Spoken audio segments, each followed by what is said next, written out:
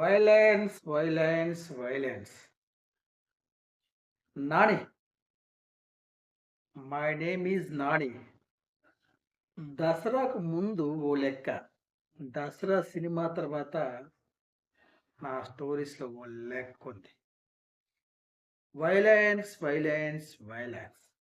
Sir, criminal అనేవాడు ఉంటే భూమి మీద 10 ఫీట్ సెలలో ఉండాలి.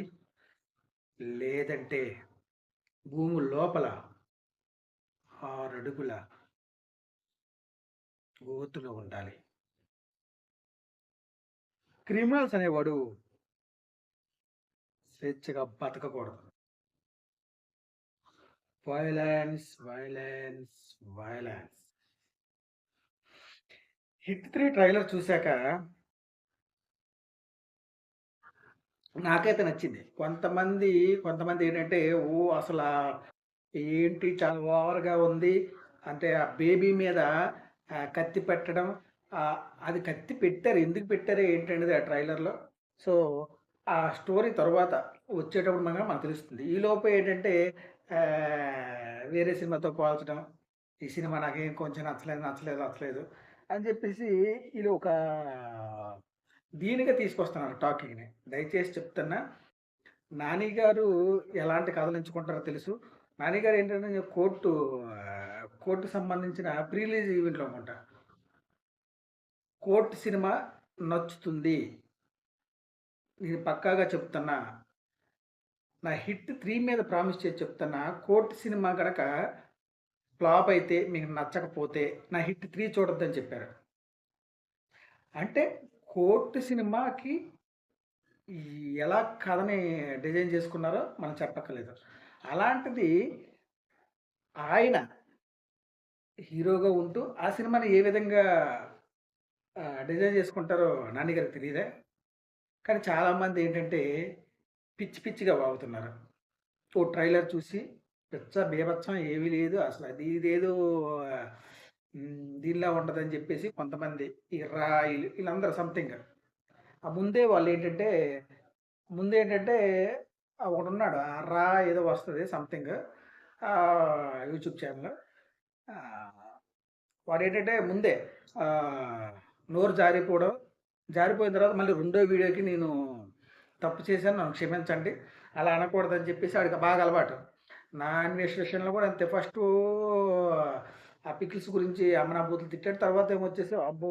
నేను తప్పు చేశానని చెప్పేసి మళ్ళీ రెండో వీడియో. వ్యూస్ కోసమే తప్ప ఈడు పిచ్చగా మాట్లాడేసి ఒక పేపర్ పట్టేసుకొని పిచ్చగా మాట్లాడేస్తుంటాడు.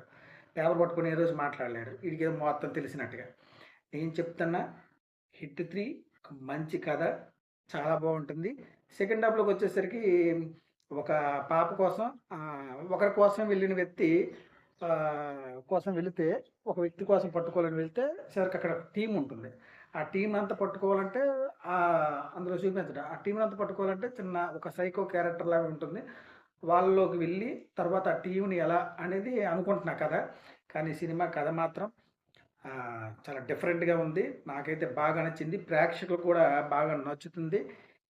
ఈ పిచ్చి రివ్యూలు చూసి మీరు నమ్మొద్దు. వాళ్ళంతా వ్యూస్ కోసం ఏంటంటే నెగెటివ్‌ని స్ప్రెడ్ చేస్తారు. ఇది కొంతమందికి అలవాటే.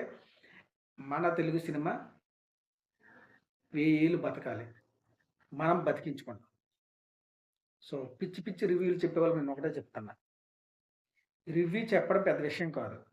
అది చూస్తాం. అదేదో మనకు బాగా తెలిసిపోయినట్టుగా మొత్తం డీఓపీ తెలుసు, మ్యూజిక్ తెలుసు, మొత్తం అన్నీ తెలుసన్నట్టుగా ఇక్కడ రివ్యూలు చేస్తుంటాం. అది కరెక్ట్ కాదు.